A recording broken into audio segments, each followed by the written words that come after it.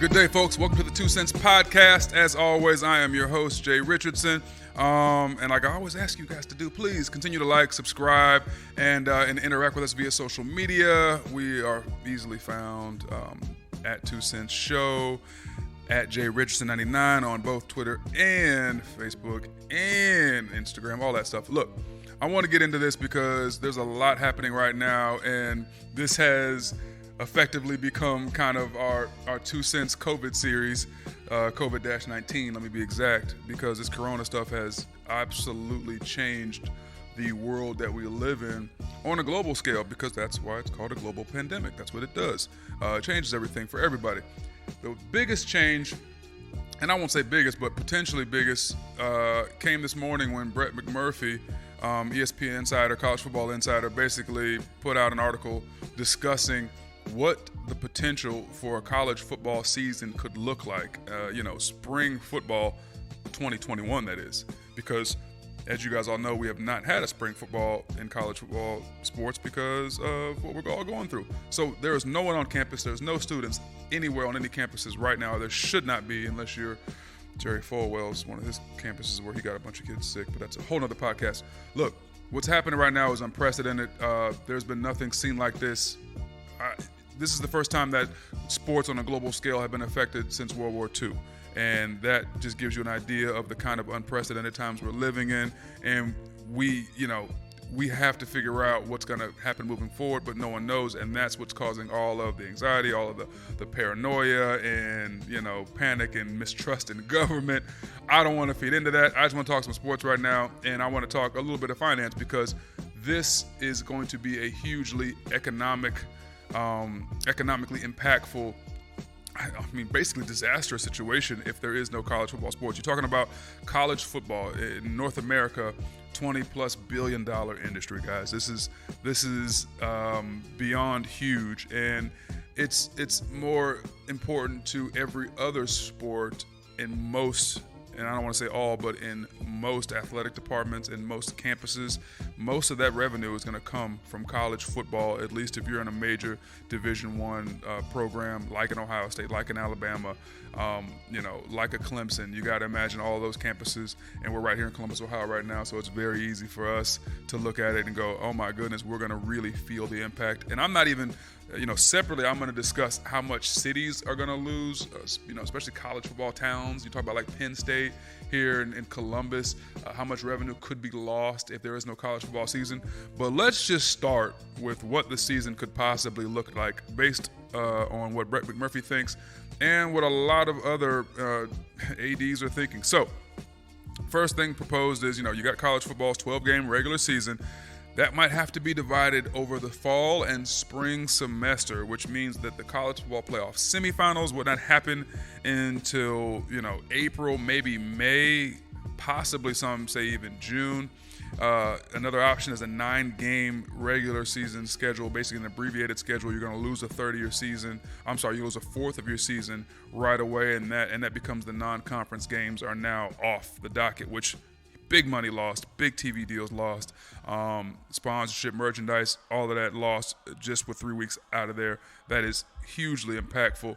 But this very well could be the future, and this is according to 112 Football Bowl subdivision athletic directors contacted by Stadium.com, right? So you're looking at all of these ADs sitting down going, look, we're all going to try to get on the same page. We're all going to try to figure out what we can do until President Trump lifts, the protection order from a federal level, until Governor DeWine and every other governor that's doing a fantastic job across this country keeping all of their populations in-house, which is what we need right now. That's how you flatten the curve, and that's how you kind of spread this out so you don't overwhelm the hospitals, and we all understand that idea. You should by now. If not, listen harder. Stay inside so that we do not overwhelm our hospital system and all of our workers. And shout out to all the workers at every hospital, pharmacists who are still writing scripts, and everybody who is deemed essential. First of all, good for them for having some essential work coming in because no one else is working. But very good for them for what they're doing for all of us, because it is needed sorely.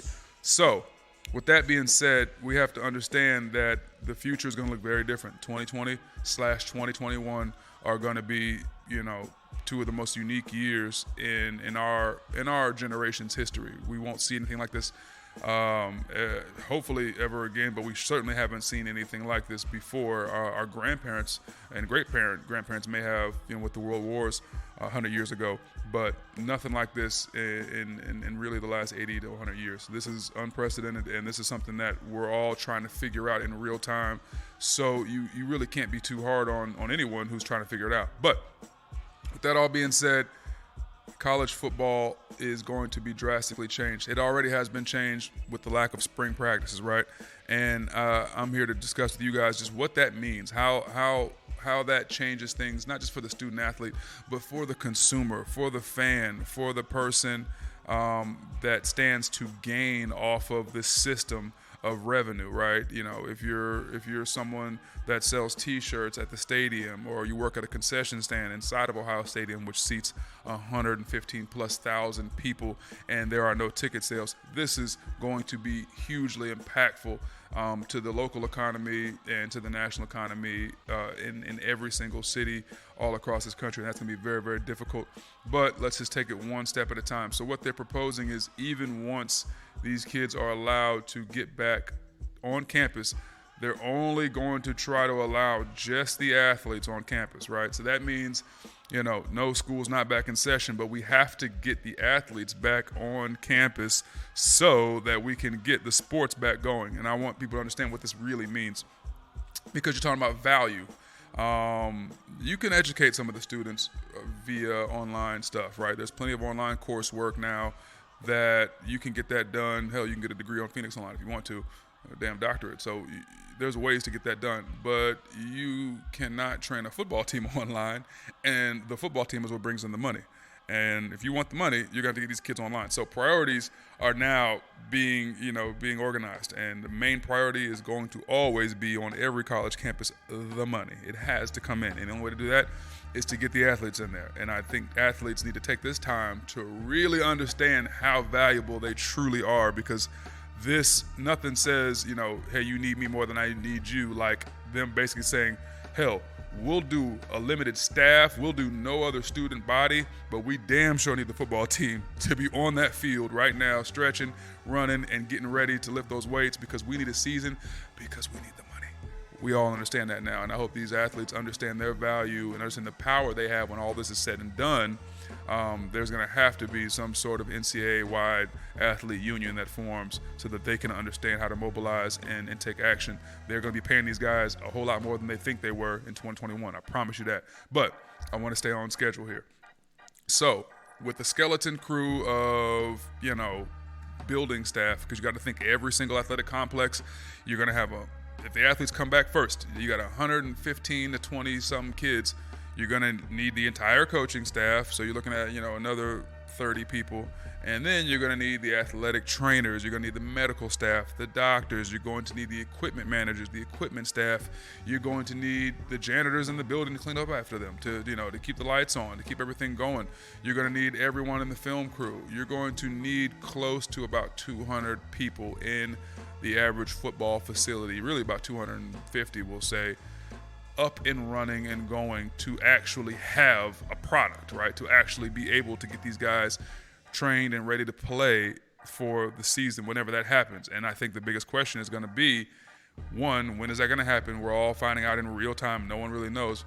But two, the other biggest question is going to be, when that does happen, who is going to be deemed essential staff to be on a campus, who is going to be deemed necessary to be able to get this thing going, and how this is going to affect the schedule based on times. So I spoke with someone inside the Ohio State football organization, works with all the coaches, works with the players, and he's a guy that I want to have on the show at some point, because you talk about an insider and someone that has helped build national championship programs at Ohio State. This is somebody that really knows what it takes to get from point A to point B in college football, and he understands everything that's happening in real time with these athletes. So here's some of his thoughts on basically what he thinks is going to happen. He's basically hearing that the best case scenario, this is if everything goes amazing and, our administration says, hey, you guys can all get back to work in the next 40 days. Best case scenario, things get back on track early June, but it won't be back on track normal. Have to get there slowly. If that's the case, then there will definitely be a college football season. I want to pause that right now. The reason he's saying that or feels like there's a chance that there isn't is because a lot of speculating, most notably Kirk Herbstreit last week, basically said he'd be shocked. Not like, he'd be upset. He said he'd be shocked if there was a college football season at all. I'm not even talking about abbreviated. He's saying at all. And, we saw ESPN, Max Kellerman, and agree with him. A lot of people agree with him. I love Kurt, and I hate having to agree with him on this one, but I hope he's wrong. I really do. But there's a chance there won't be at all, and that's a whole nother podcast. But we're still keeping hope because we're all about hope right here. So if that does happen, then there will definitely be a season if things get back right around June. I think June, middle of June is still feasible. Here's the real important date that people need to know. The cutoff date, the date that basically means if things aren't up and rolling in college football and we are not allowed to have guys in the building working out and getting ready to go by this date, then that will be the first time that things start to change with the regular season. That date is right around July 10th to 14th. Now, early July, if there is nothing shaken by early July, then we will start missing non-conference games. So for Ohio State, what does that mean? You're talking about Oregon. You're talking about, these non-conference games that bring in revenue for the smaller schools and, for Ohio State, these non-conference games that involve, obviously, big-time sponsorships, big-time TV deals, ESPN, Fox. All of that is critical to, every athletic department's revenue coming in. That's huge. Now, what they're also saying is, and this is a huge one, even if things are back on track, let's say late June, there's a realistic chance that those non-conference games or whichever games that are going to be played will not have a stadium full of people. I repeat, those 115,000 screaming fans at Ohio Stadium will not be in there, which means there will be no concessions, which means there will be no workers in the entire stadium, which means another $100 million or so will be lost based on sales of merchandise, sales of food, sales of beer, sales of tickets, most importantly. That's unbelievable. I don't know just how I couldn't imagine, I guess, guys. I could not imagine being on the field for, I don't care if it was my freshman year or if it was my senior year, being on the field for a game and it's dead quiet. Like I would literally have to ask the coach, could he put on some crowd noise and artificial crowd noise or something, or at least a soundtrack, because I can't go out there and whoop somebody's ass in silence. I don't know, something about that just don't seem right. And I think that's something that everyone can understand.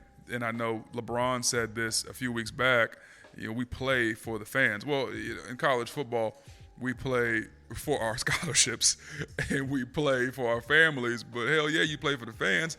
That's the energy is different. I couldn't imagine an ice cold arena stadium with no one in it and just two teams out there and two coaching staffs and referees and officials trying to get through a game. But that is right now what they're trying to discuss as a realistic option. Not just realistic, a probable. Like that's what's probably going to happen based on how things are going right now. Now, the other half of Brett McMurphy's story basically talks about how this could spill into the spring, meaning this could go, late is, regular season going through February, January, and then playoffs in March, all of that. My insider at Ohio State basically says there's no way that could possibly happen. It would hurt the other sports too much. Football is the biggest moneymaker, we all know. So if you push that season back, it'll be horrible for basketball, wrestling, swimming, everything that happens in the winter, and then the spring sports, especially basketball with how March Madness, you can't have March Madness and have college football playoffs at the same time. What that would do to TV contracts and how that would compromise things, what's going to be on air, what's not. And this is beyond the idea that the fans may or may not still be there. The idea that you're going to have to now switch up schedules, times. You're talking about a situation, guys, where you might cut on the TV, you cut on CBS, ABC, NBC, whatever, and it might be a college football game at noon, kickoff, and then they'll cut over to a basketball game at 3, and then in the evening go back to another college football game. That'd be insane. And I think what this lends itself to is there's an opportunity here, because when you talk about things going off schedule, and I mean like our entire world right now is off schedule, right? Everything's off schedule. No one's on schedule. Nothing's happening the way it should happen. When life gets like that, opportunities are going to be open for other companies, other corporations, other brilliant minds who are trying to find a way to add value and to offer solutions. They're going to get market share, right? So if you're Apple Plus, if you're Hulu, who has live sports, as they always tell us in those goofy commercials that are actually pretty great, there's a real opportunity now to cut in and get some meat on this bone, right? Because there's going to be a need for it. And let's talk about local economics and just everyday economics. I don't know that with all the layoffs that are happening, right, and all the people that are going to be behind on rent, behind on mortgages, behind on utilities, cable is going to be one of the last bills you're going to want to pay. You're going to be looking to make sure your Wi-Fi is connected, and that's about it. And after that, it goes back to your essential needs, which means streaming is going to be huge, and now it'll really play a significant role in live sports. And it's not like you can go back down to your local bar and watch, some of these playoff games for the NBA that may or may not happen, or watch, stuff this fall, because we don't know that we'll be allowed to all convene at bars and all that. Where are you going to have to watch it? At home. Life is about to get real at home. And that's just how it's going to be for 2020/2021. And that begs the question, who is going to be able to provide content? And I think that is going to be critical that some of these other things pop up. So all of that stuff is going to be affected by this. We're going to keep our eye on this. I'm going to have more updates for you guys next week on just what's going to happen. I'm going to bring in my source and have him on here personally to discuss what he thinks the fate of the college football universe is going to be, and you guys have to stay tuned for that. A couple other stories that I just wanted to discuss, and just quickly, I'm going to discuss later on at a later date what this means for the NFL draft and what this means for, those guys who are not your Chase Youngs or your Jeff Okudas, who are not Tua Tagovailoa or Joe Burrow, okay? Yes, I pronounced Tua's name properly because I was hooked on phonics once too. I understand how to spell. But I think it's important to note that there's going to be a lot of things happening with the draft behind the scenes. You're going to see guys, and mark my words, you are going to see guys running 40s at their local high school by themselves and filming it, or doing workouts in their backyard and filming it and sending it to NFL execs and GMs. Why? Because these guys are not allowed to have a pro day. Pro day is critical. I mean, I could talk to you guys forever on how important pro day was to me, because I had a horrible combine, because I had a damn 104 fever during the NFL Combine when I came out my senior year from Ohio State, and it was strep throat. But you would have thought it was the coronavirus at that time, because I was in bad shape. I performed terribly, ran bad, did everything bad at the Combine, I felt like, and I truly thought, my fate was sealed and I would not be drafted. And lo and behold, I got a pro day, and I bounced back so strong. By the way, I did run a 4.6, it was a 4.7, but something clocked me at 4.68. And that was at 279 pounds. So if you just round up, that's really 4.6 at 280. And that's, listen, there's a reason I was in the NFL. I'm going to be honest with y'all. But point is, that boosted me right back into the draft, and that was huge for me.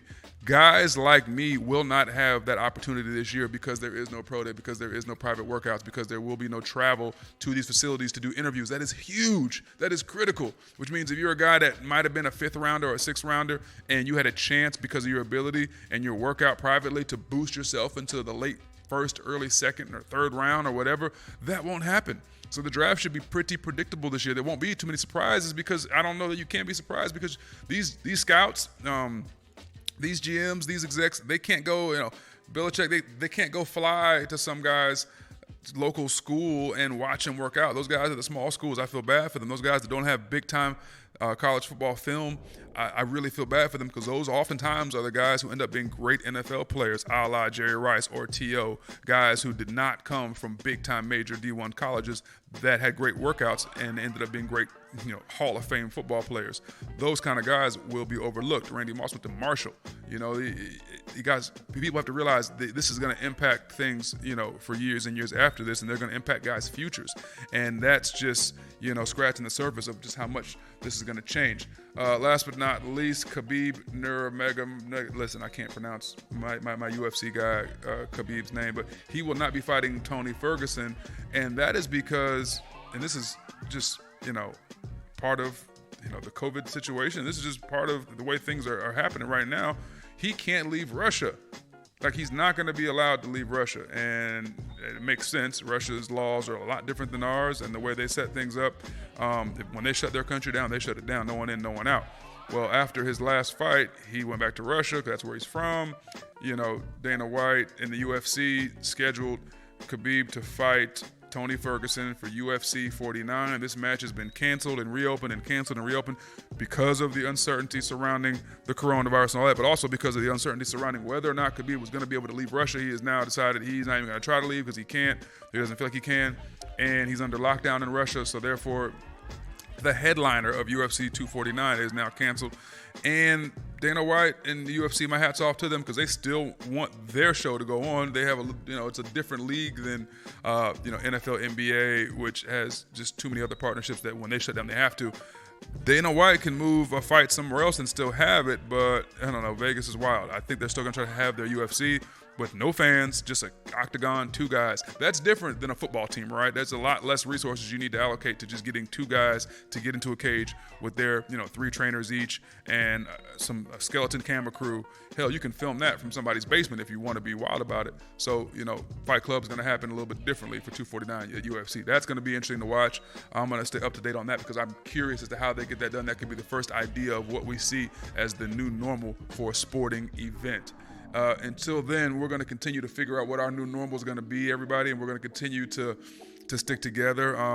Part of sticking together and what we're trying to do is going to be, I got a special announcement about Tim Hortons. You guys remember at the beginning of last month, which was fantastic, we were able to put together something wonderful for all the kids here locally in Columbus, Ohio, who were 12 and under, who were able to go and get to get a lunch at Tim Hortons because no kids are in school. And unfortunately, a lot of kids, the only lunch they get or food they get sometimes is when they're in school. It's going to be very different now. There's going to be a brand new giveaway by Tim Hortons in partnership with the 2 Cent Show, and we're really happy to be involved in this with Tim Hortons. We are now going to be able, this is going to be until May 1st, so basically tomorrow until May 1st, that is April 3rd and until May 1st, families who have a kid who is 15 and under will be able to go to one of 60 plus Tim Hortons locations in the Central Ohio area, and they're going to be able to get a free kids breakfast. If you have 2 kids, you're going to get 2 breakfasts. What you're going to do, you're going to get you go through the drive-thru, it'll already be ready for you. You just say, hey, I have my son, he's not in school. I have my daughter, she's not in school. They are 14, 15, however old they are, and you will be able to get a breakfast. That's going to be an English muffin sandwich in there, sausage, egg, and cheese. You're going to get Timbits. You're going to get juice for free. Just show up and get your food. This offer is going to be valid Monday through Friday, 7 a.m. to 9 a.m. You got to wake up for this now, but it's worth it. You wake up, you get your breakfast, you get your kids fed, parents out there, and that is going to be until May 1st all across Central Ohio.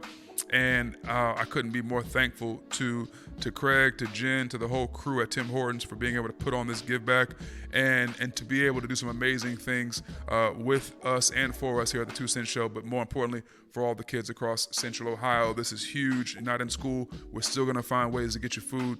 Thank you guys so much again for tuning in. This has been the 2 Cent Show. I'm your host, Jay Richardson.